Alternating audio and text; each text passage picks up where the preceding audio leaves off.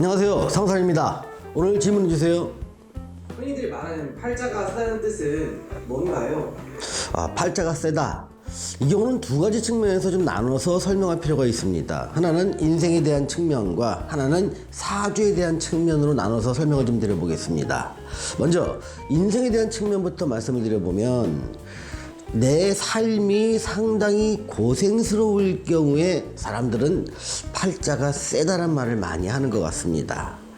일이 잘 안 풀리거나 또는 가난하거나 아니면 인복이 없거나 왜 다른 사람들이 나를 싫어할까, 또 승진 같은 데서 조금 문제가 생기거나 아니면 내가 어떤 일을 추진하는데 일이 자꾸 막히고 안 됐을 때 삶이 상당히 어렵다고 느끼게 됩니다. 이럴 경우에 사람들은 인생이란 것을 그냥 팔자로 동일시해서 인생이 고단하고 힘들다, 고생스럽다, 이 부분을 그냥 팔자가 세서 그렇다라고 위안을 받는 경우가 있지요.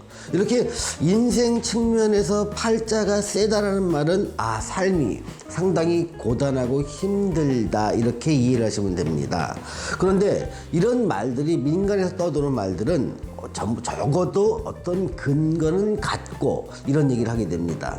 근데 이런 것들의 근거를 사주 관점에서 살펴볼 필요가 있습니다. 사주 측면에서 팔자가 세단 말을 좀 설명을 드려보면, 이런 경우는 일간이 강한 경우에 팔자가 세다는 거와 일치하고 있음을 알 수 있습니다. 자, 사주에는 많은 용어가 있는데요, 일간이라는 게 있습니다. 이 일간이라는 것이 주변 글자에서 많이 강화되고 매우 세질 경우에는 다른 사람의 주장을 내가 흡수하기보다 내 생각을 다른 사람한테 자꾸 설득시키려는 힘이 강해집니다. 또 다른 사람한테 머리를 숙이면서 서로 간의 관계를 돈독히 하기보다는 내 주도적으로 다른 사람의 관계를 이끌어 나가려고 합니다. 친구들 사이에서도 보면 일간이 강한 친구는 좀 주도적으로 내가 이끌고 나가다 보니까 자꾸 부딪힘도 있고 자꾸 내 생각대로 안 되면 불쑥불쑥 화를 내기도 하기죠. 보통 이런 경우에 과거에는 팔자가 세다는 것이 굉장히 단점으로 작용을 했습니다. 어떤 공동체 사회에서 내 주장을 하다 보면 자꾸 주변 사람한테 견제를 받게 되고 미움을 받게 되는 경우죠. 이런 경우는 인복이 없다이기도 하고요.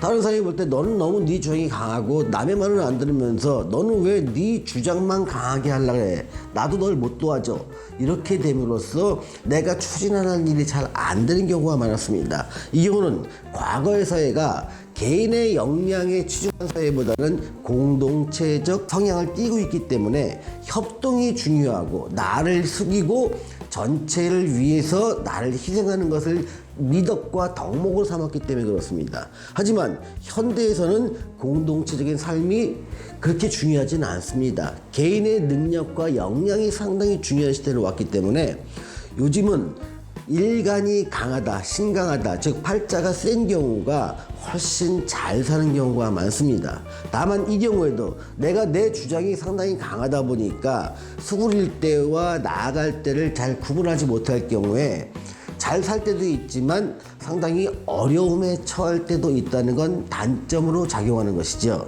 다시 정리를 하다 보면 팔자가 세다는 말은 두 가지 의미로 설명할 수 있다. 하나는 전통적으로 사람의 삶이 고생스럽다는 의미로 쓰여왔다.